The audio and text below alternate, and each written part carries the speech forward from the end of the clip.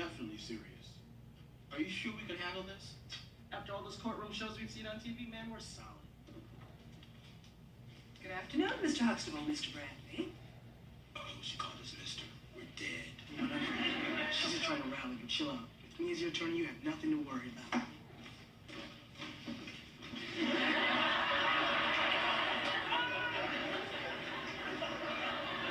Hear ye. The court is now in session. We'll be hearing the case of the family versus Theodore Huxable. All rise and stand for the judge, please. No, I object. Don't want to get on the judge's bad side right from the start. I apologize, Your Honor. I'm very pleased you're our judge. Just make sure it doesn't happen again. Yes, Your Honor. Bailiff, bring in the jury. Jury.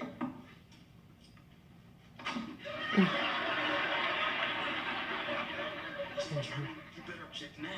Are you kidding? This is perfect. I know exactly what to say to kids. I'll play them like violins. The court will come to order. Jury, first you will hear from Mrs. Claire Huxable, attorney for the prosecution. Mom. Thank you. Lady and gentlemen of the jury, I hope to prove beyond a shadow of a doubt that this young man, Theodore Aloysius Huxable, has been knowingly and shamelessly telling his parents half-truths and other deceptions. Is that clear? When do we get to say Theo is guilty? Would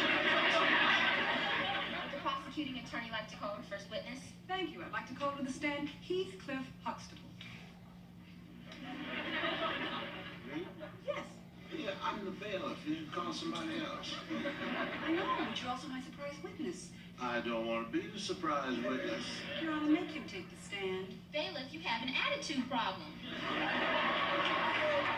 This is the second time I've had to warn you, take the stand.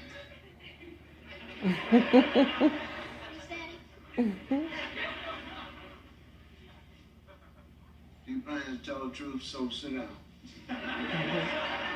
Dr. Huxtable, what is your relationship to the accused? It's my son. For nearly 18 years. And would you say that mostly he's been a good son? Oh, yeah, he's all right. Just yes or no will do. Yes. Thank you. On the 21st day of this month, did you tell your son how important that it was that he come home on time? Yes. And since he did not come home on time, would you say that something out of the ordinary must have occurred? Yes. Thank you. No further questions. Dr. Huxtable, you may not leave the stand until I say step down. Well, say step down. I can't. You have to be cross-examined. Your witness, cockroach. Dr. Huxtable, do you know why your son went out for the cross-country team? May I remind you, you're under oath. Why did your son go out for the cross-country team? I know I'm under oath. Isn't it true that you were so desperate to have your son on the team that you promised him if he finished the season, you'd buy him a car? Cliff. Oh, Answer the question, please. Hey, boy, let me tell you something. Answer the question. Come on, Tim. Yes, I promised my son a car if he went out for the team. Lady and gentlemen of the jury, I submit that if Theo had never joined the team, he would have not been late on that fateful night. And he only joined the team because his father promised him a car. Therefore, I conclude that if any crime was committed, it was committed by this man. He's the guilty one. Further questions, I rest my case. You're going to arrest something else later, Sporty. Order. Your Honor, I'd like to call to the stand Mr. Theodore Huxtable, please. Theodore Huxtable to the stand.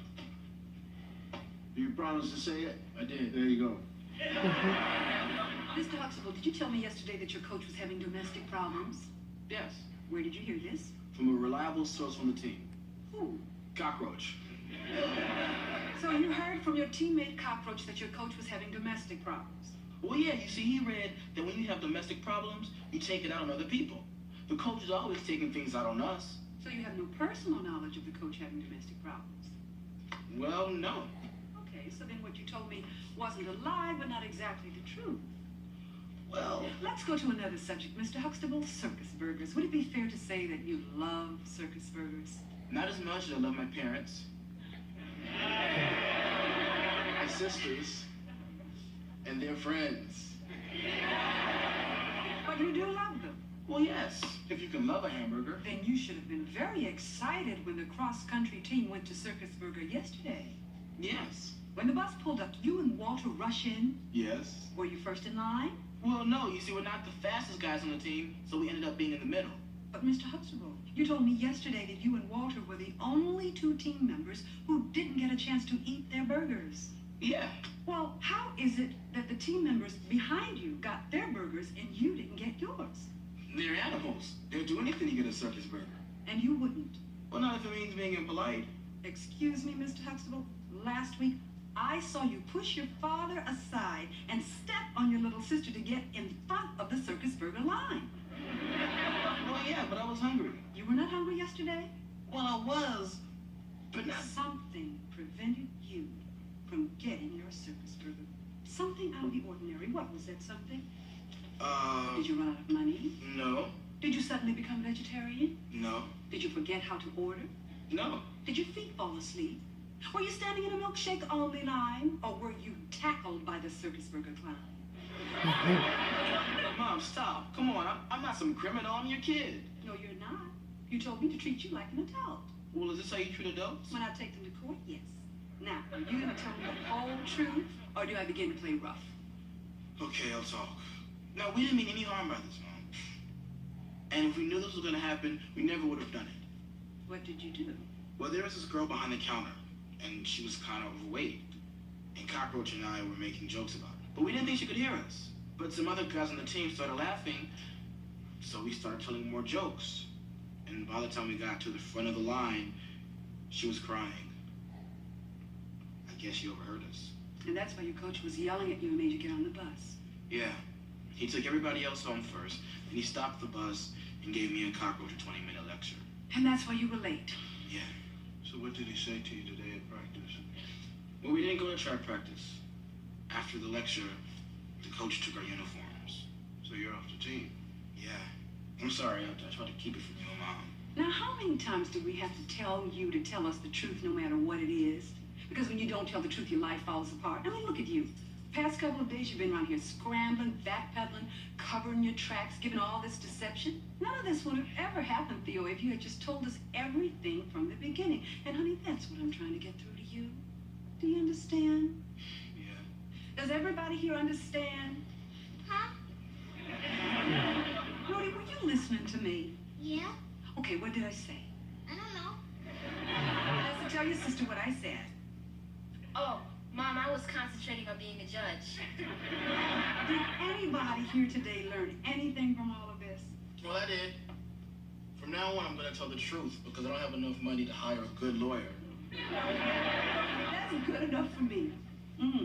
I withdraw my charges and this trial is over. Oh, good. Hey, we didn't get to say Theo's guilty. Let's go get some ice cream. Yay! At the mall? At the mall. You know, Mom, I want you to know, the first thing in the morning, I'm going to go down to Circus Burger and apologize to that girl. Can I believe that? Well, hey, I'm reformed. Dr. Huxable, I hope there are no hard feelings. No. You know, this was a rewarding experience for me here today. Well, I'm glad to hear that. You see, I always feel like I grow as a person when I'm in this house, so I was hoping that whatever was brought up here today remains here. You're telling me you don't want me to say anything to your parents? Yeah, correct. Did you understand anything that Mrs. Huxtable was trying to say? About what? That's what I thought. That's what I thought.